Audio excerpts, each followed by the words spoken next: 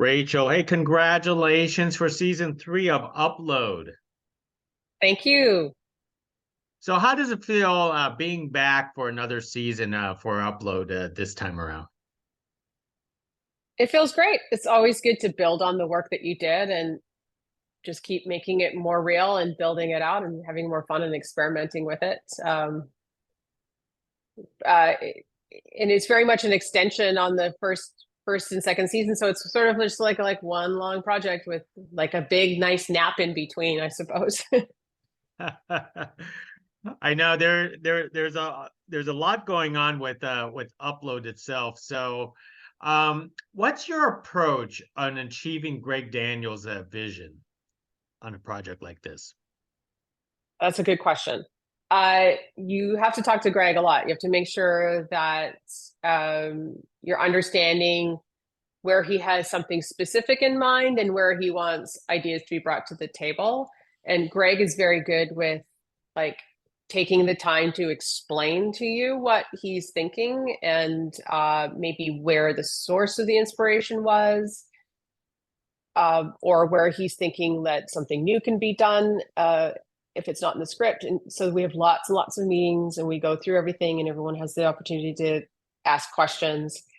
And then you also over time, you get to know what that person, what they like, and hopefully bring them an idea that is like just that step beyond of what they thought they were going to get, but make it better. But lots of dialogue, lots of show and tells, discussions, and then the final sign off.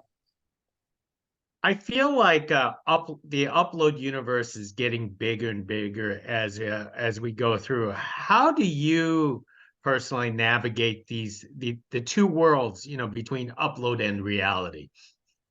Right. So just basic principles, the real world is dirtier, grimier, and has all the inconveniences that a builder, contractor, or the politicians or whatever would do would apply, like even just cables and dirt and garbage, bad building materials, bad ideas all designed together, overpopulation. So all of these things compress into things that you just find kind of annoying and stinky.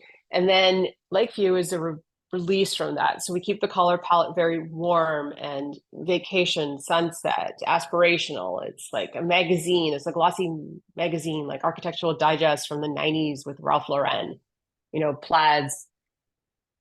Everything is tangible and beautiful all the time. There's no bad weather. There's nothing stinky. There's nothing annoying in your way that you can't get unless you pay for it and you want it in order to feel like a human being. So it's protecting one world is very precious and beautiful, like a commercial, and then using a different color palette and different design theory with the other one where you're showing. I'll just use the plain example of cable management, just like cords and holes in the walls and dirt and grime and um make you feel like, oh man, I really don't want to live in these forest walls of squalor or sit on a bus with thousands of people and have annoying noise and sound in my head with people and people breathing on me when I can just upload to go to Lakeview. So I think using those, yeah, those design theories. How much fun do you have with your set decorators on, decorating the set for Lakeview? That one we designed all that out in season one, and it was a lot of fun, but it was also very challenging because it's a huge set. But yeah, it can be really, really it's an experiment in like how can you do high end for a television budget sometimes too. So you're looking at okay, and the world actually at that point we built out the first one. Shipping and stock, like people don't just have six matching plaid chairs anymore. So the fun gets in, hey, can we get this fabric in this quantity? Can we get this sewn in time? Can we buy these cheaper chairs and recover them so that they look like they're $6,000 chairs?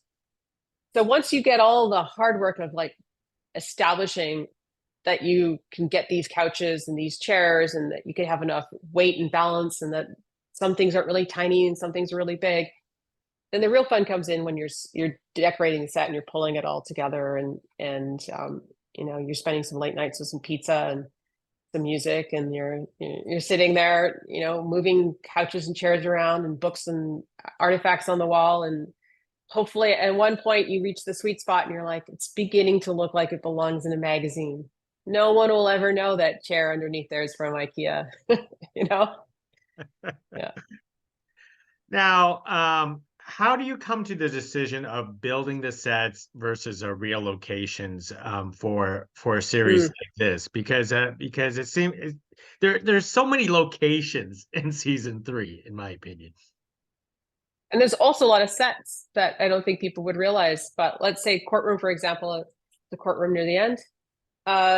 We in Vancouver, there's no courtroom that's available. So there's things. First of all, is there a space that's available that's written like in the script? Is it 15 years in the future? Does it suit it?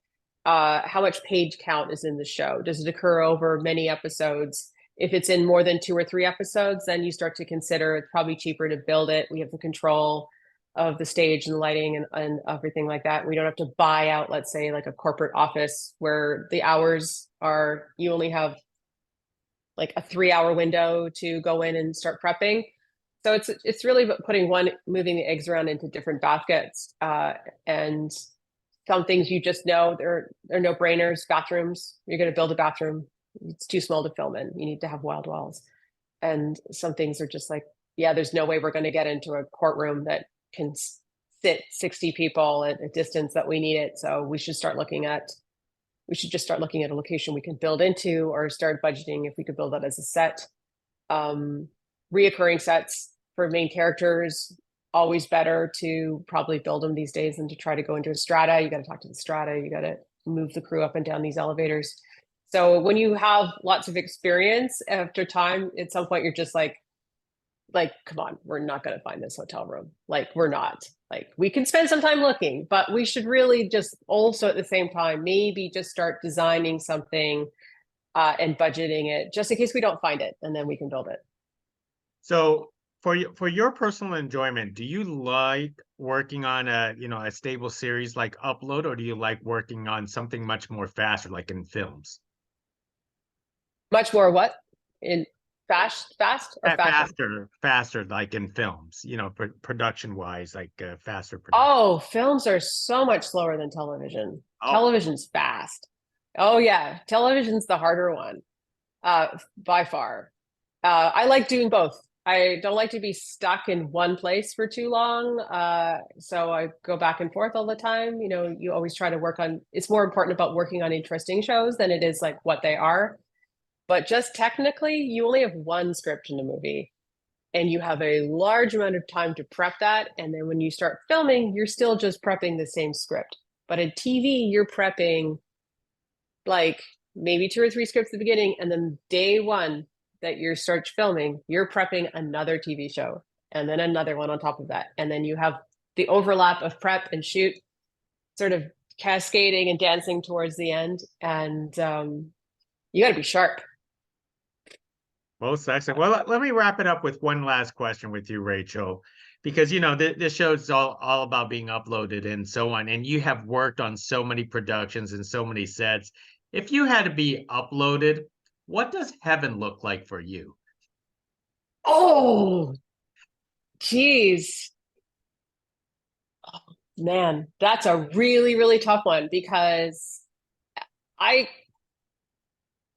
I don't know. I find it really hard to decide what my home is going to look like because there's so many different ideas in your head all the time. Oh, it could be this, it could be that.